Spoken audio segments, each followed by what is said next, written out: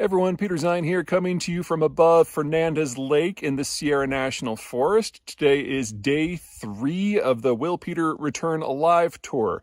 Obviously, we've had a significant improvement of the weather. There's barely a cloud in the sky, nice sunny light breeze. This is why I backpack. Anyway, since I dressed like a bandito today, I thought today would be a good time to talk about cotton.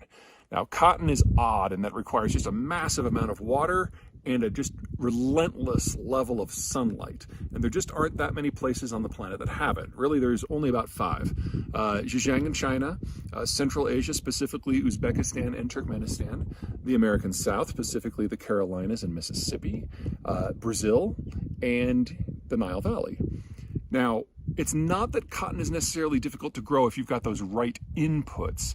However, having it scattered to just 5 places in many ways makes the cotton market actually more vulnerable to disruption than, say, the oil market. I mean, sure, you're not going to see those wild price swings that we can see with oil because of inelastic demand, but it's definitely a problem.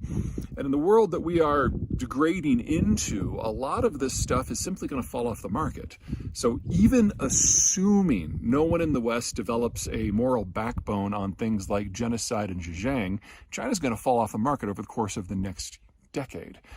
Brazil is probably going to be mostly stable. There will be an issue of trade links and government coherence. They'll probably be able to hold it on. The American South obviously will be fine. Egypt, anything happens to global agriculture and Egypt cotton goes away completely. What the Egyptians have been doing for the last century is selling cotton on international markets and using the income from that to buy wheat that then they subsidize in terms of selling it to their population. Well, the population under this policy is now expanded beyond the ability of Egypt to feed its own population if they switched everything to wheat. So if there's a disruption to wheat supplies, not only do we get famine in Egypt, in order to prevent just a mass carnage, the Egyptian government will have no choice but to stop all cotton production and go back to wheat full time. That just leaves Central Asia. Now, even before talk about climate change was in vogue around the world, we had an in-progress environmental disaster in Central Asia. There are 2 rivers, the Sir and the Amu and the Sir, which the Soviets diverted to massive cotton plantations in the middle of the Central Asian deserts. That grew a lot of cotton. They were doing this so they wouldn't have to tap international markets to get, say, Egyptian or Southern cotton. But it meant that it took 2 rivers that drew water from a very limited glacial impact and put it all in the desert. Well, 50 years later, 60 years later, the glaciers that provide that water are almost gone. They will disappear this decade. And then both of those rivers will disappear and they will take the cotton with them. So we're looking at roughly half, maybe closer to 2/3 of global cotton just going away this decade.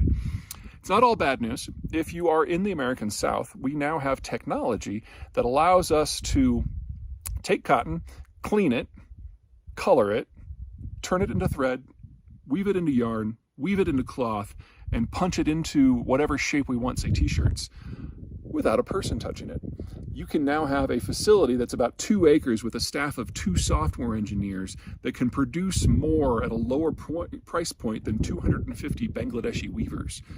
So the technology really has evolved quite a bit over the course of the last 15 years, and it's going to lead to a very different market, one in which the American South will rise again.